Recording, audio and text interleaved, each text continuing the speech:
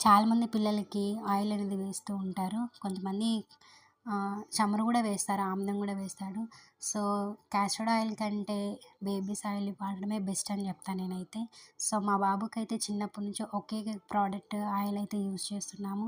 So, చాలామంది ఏమనుకుంటారంటే oil అనేది పూయడం వల్ల కాళ్ళు, చేతులు గుంజడం వల్ల కాళ్ళు, చేతులు చక్కగా వస్తాయి. లేదంటే వంకర కాళ్ళొస్తాయి, దొడ్డి కాళ్ళొస్తాయని అంటారు. ఇంకోటేందంటే ముక్కు అనేది గుంజడం వల్ల ముక్కు చాలా పొడుగొస్తుంది, చాలా చక్కగా వస్తుంది అనైతే అనుకుంటూ ఉంటారు. కానీ అదైతే కరెక్ట్ కాదు ఫ్రెండ్స్. అదైతే జస్ట్ మిత్. మన అపోహ మాత్రమే. సో, ఆయిలింగ్ అనేది చాలా ఇంపార్టెంట్. చిన్న పిల్లలకనేది ఆయిలింగ్ చేసే ప్రాసెస్ అనేది చాలా ఇంపార్టెంట్. కరెక్ట్ వేలో ఏ విధంగా వేయాలనేది కూడా ఇంపార్టెంట్. సో, ఈ బ్లడ్ సర్క్యులేషన్ జరగడానికైతే ఈ ఆయిలింగ్ అనేది యూజ్ అవుతుంది. ఈ ఆయిల్ వేయడం వల్ల బ్లడ్ సర్క్యులేషన్ చాలా బాగా జరుగుతుంది. డైజెస్ట్ అనేది బాగా అవుతుంది.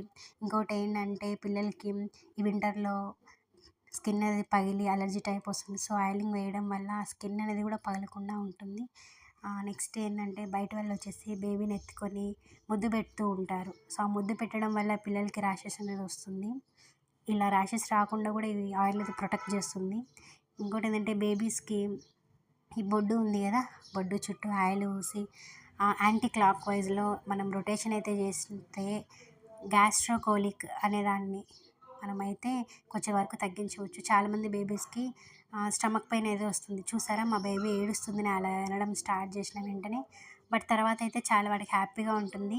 ఫుడ్ అనేది వెంటనే డైజెస్ట్ అవుతుంది అలా చేయడం వల్ల. బ్యాక్ సైడ్ కూడా ఆయిల్ కరెక్ట్ వేలో పూయాలి. అలా పైనుంచి కిందికి అలా అనుకుంటూ రావాలి గానీ, ఎలా పడితే అలా అయితే పూయకూడదు ఫ్రెండ్స్.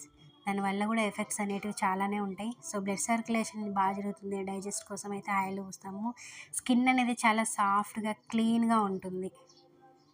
Thank you friends.